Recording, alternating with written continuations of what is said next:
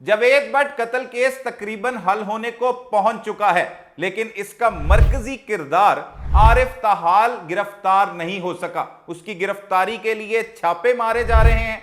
आरिफ कब से इस खानदान के साथ वाबस्ता था, इस खानदान ने आरिफ के साथ क्या कुछ किया और आरिफ ने यह गैंग किस तरह से तश्कील दिया, और इसमें नामजद मुल्जमान अमीर फतेह और कैसर भट्ट क्या क्लियर होने जा रहे हैं। क्या अमीर मसब जिसका नाम इन शूटरों ने लिया है उससे सजा मिल पाएगी, ये बताएंगे आज के इस व्लॉग में। अस्सलाम वालेकुम नाजरीन, मैं हूं सलमान कुरैशी और आप देख रहे हैं मेरा डिजिटल चैनल।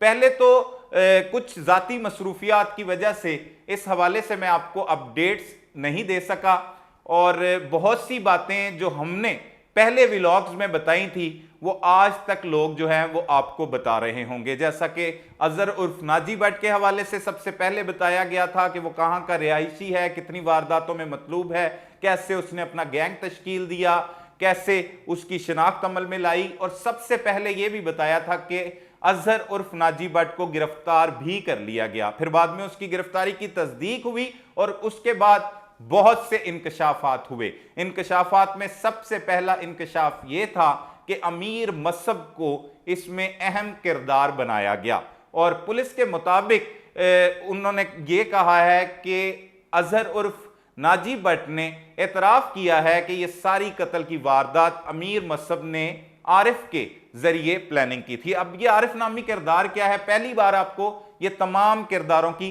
तस्वीर भी दिखाते हैं। ये वो शख्सियात हैं जो इस कत्ल केस में बहुत अहम किरदार अदा कर रहे हैं। ये वो मुल्ज़मान हैं जिनमें सबसे पहले आप देखें तो ये वो मरकजी किरदार इस कत्ल केस का जिसका नाम आरिफ भट्टी है, और ये पत्तोगी का रिहायशी बताया जाता है। वैसे तो ये सेक्रेटेरिएट लाहौर के इलाका सेक्रेटेरिएट के करीब भी बहुत देर तक रिहाइश पजीर रहा, और हमारे ज़राए बताते हैं कि वो घर भी इसे किसी शख्सियात ने लेकर दे रखा था। उसके बाद इस पर और भी पुराने मुकदमात हैं, जिसमें एक कत्ल का मुकदमे के बारे में भी ज़राए इंकशाफ करते हैं कि इस पर पहले भी एक कत्ल का मुकदमा था और अजहर के साथ इसकी बड़ी गहरी दोस्ती थी।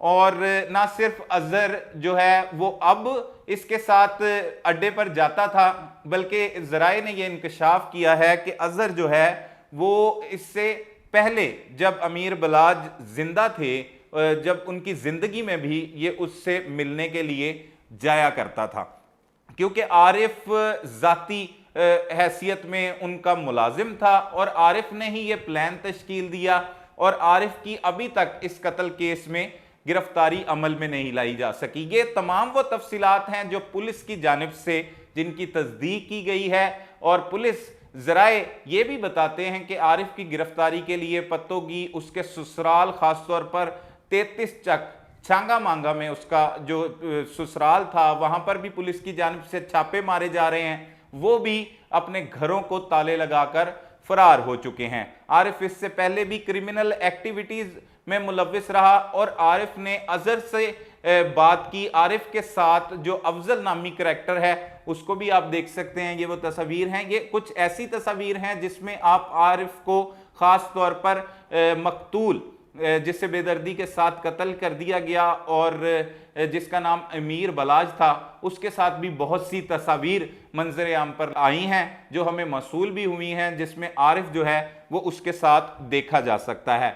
आरिफ काफ़ी अरसा से इस कत्ल की प्लानिंग कर रहा था। ज़रा ये बताते हैं कि उसने अजहर और अलियास और अजहर का जो है वो अपना ज़ाती ताल्लुक है, क्योंकि अजहर और आरिफ का भी एक दूसरे के साथ बहुत अच्छा मिलना जुलना था, दोस्ती थी। तो सबसे पहले उसने अजहर से बात की, अजहर ने अलियास से बात की, और ये जो अफजल नामी करैक्टर, ये चौथा करैक्टर जो रैकी करता था और पिछले तकरीबन 15 रोज से वो बाकायदा जावेद भट्ट की रिहाइश गाह से लेकर उसके तमाम रूट की रैकी कर रहा था, वो भी पुलिस ने गिरफ्तार कर लिया। इसमें सबसे अहम करैक्टर जिसने सारे कत्ल की वारदात की वो अभी तक गिरफ्तार नहीं हो सका, जो आरिफ भट्टी जिसका नाम है।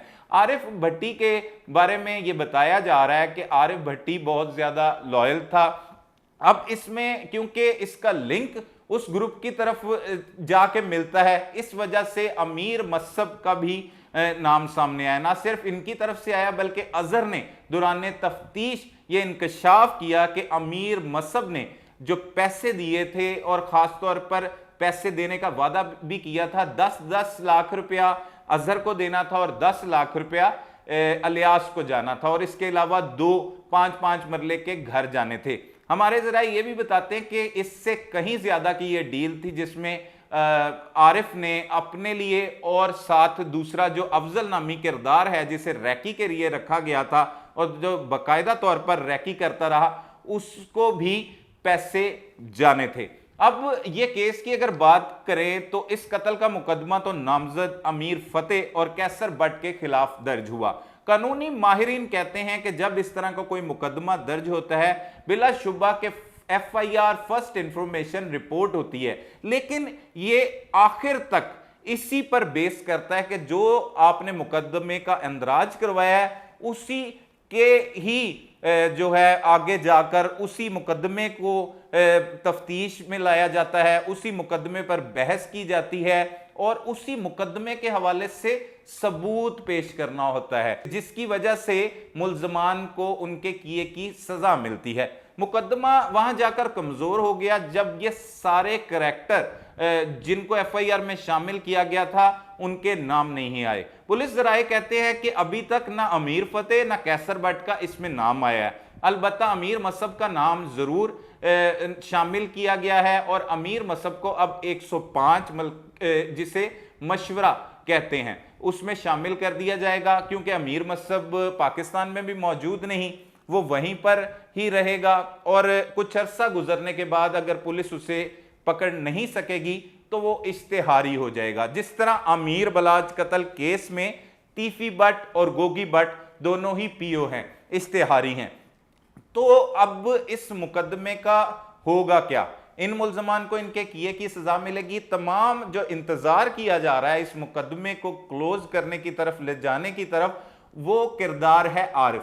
अब आरिफ की गिरफ्तारी के बाद ही तमाम हकाइक सामने आएंगे और सबसे बड़ी बात जो पुलिस को ये बयान दिया गया, इतराफ़े जुर्म किया गया और पुलिस की जानिब से जराए से हमें मालूम हुआ, जिसकी DIG OCU ने भी तस्दीक की, कानूनी तौर पर उस बयान की कोई अहमियत नहीं। वो बयान ये है कि अमीर मसहब ने जो है वो इतने लाख रुपए देने थे और इसके अलावा घर देने थे और उनके कहने पर कत्ल किया गया। इस बयान से मुल्जमान को सजा नहीं हो सकती। वो बयान कौन से होते हैं? वो अदालत में बयान दिए जाने होते हैं और वो जज साहब मोहतरम जो अदलिया होती है वहां पर मौके पर पहुंचकर मुल्जमान ये एतराफ करें कि उन्होंने ये तमाम कत्ल की वारदात इन करैक्टर्स के कहने पे की, अमीर मसहब के कहने पे की, तब जाकर वो काबिले कबूल होते हैं। अलबत्ता इन बयानात से जो चल रहे हैं इनसे केस मजबूत नहीं हो रहा कानूनी माहिरीन के मुताबिक, बल्कि केस जो है मजबूत होने की बजाय कमजोरी की तरफ गामजन है। इसी तरह जिस तरह अमीर बलाज का कत्ल केस भी कमजोरी की तरफ चला गया, एहसन शाह जो उसमें था उसे भी मुबैना पुलिस मुकाबले में मार दिया, तो इस कत्ल केस के हवाले से भी कानूनी माहिरीन ऐसी ही राय रखते हैं। होगा क्या? क्या ये खौफनाक दुश्मनी जो है वो चलती रहेगी? क्या अमीर फतेह और कैसर बट खुद को क्लियर करवाएंगे? क्योंकि ऐसी दुश्मनदारियों में खुद को क्लियर करवाने के लिए आना भी जान जोखिम में डालने से कम नहीं, क्योंकि मुखालफिन को मालूम हो जाता है कि ये जो उनके दूसरी पार्टी है वो आज पेश होगी तो तब भी कोई नुकसान हो सकता है। अभी फिलहाल कोई ऐसी मंसूबा बंदी नहीं की गई कि ये जो करैक्टर्स जो अभी तक, क्योंकि मुकदमे की तफ्तीश भी मुकम्मल नहीं हुई, आगे जाकर हो सकता है कि अमीर फतेह का नाम भी शामिल कर दिया जाए या मजीद कैसर बट को भी किसी तरह से इस मुकदमे में डालने की कोशिश की जाए। लेकिन अलबत्ता अभी तक जो शवाहिद मिले हैं उसके तहत किसी को इस मुकदमे में मजीद लोगों को नहीं डाला जा रहा। तफ्तीश कंप्लीट तभी होगी जब ये मरकजी किरदार आरिफ पुलिस की हिरासत में आएगा और वो बताएगा कि उसने ये सारा प्लान किस तरह से तश्कील दिया, उसे किसकी जानिब से हिदायत दी गई थी। नाजरीन, अभी इस केस में पुलिस किस तरह से तफ्तीश कर रही है, क्या क्या इम्कानात हैं और किस तरह से इस कत्ल केस में मुल्जमान को सजा मिल सकती है। अगर ये मुल्जमान अदालत में ये जाकर बयान दे देते हैं कि इन्होंने अपनी ही रंजिश की वजह से जो है वो ये कत्ल की वारदात की, इनके पीछे कोई मौजूद नहीं था, तो अमीर मसहब भी इस मुकदमे से बच निकलेंगे। अभी तक जो इतलात मौसूल हो रही हैं, अमीर फतेह और कैसर बट तकरीबन जो है वो अभी तक पुलिस की तफ्तीश में बिल्कुल क्लियर हैं।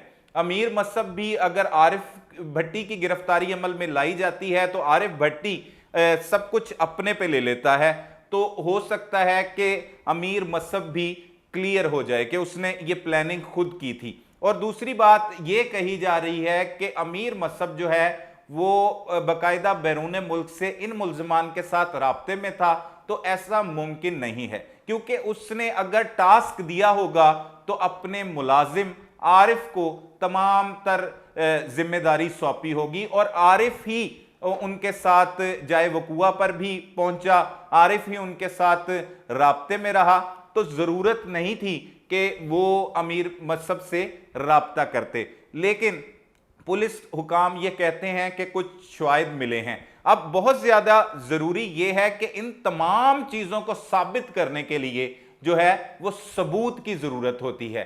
क्या पुलिस के पास इस तरह के सबूत हैं कि वो 109 में इससे मुल्जिम डिक्लेयर कर सकते हैं अमीर मसहब को? सिर्फ किसी मुल्जिम का एतराफ जुर्म कर लेना और वो भी पुलिस की हिरासत में, वो काबिल कबूल नहीं होता। अगर वही जो है बयान अदालत में जाकर दे तो फिर वो काबिल कबूल होता है और उसके बाद जो है हालात और तस्वीर तब्दील हो जाती हैं।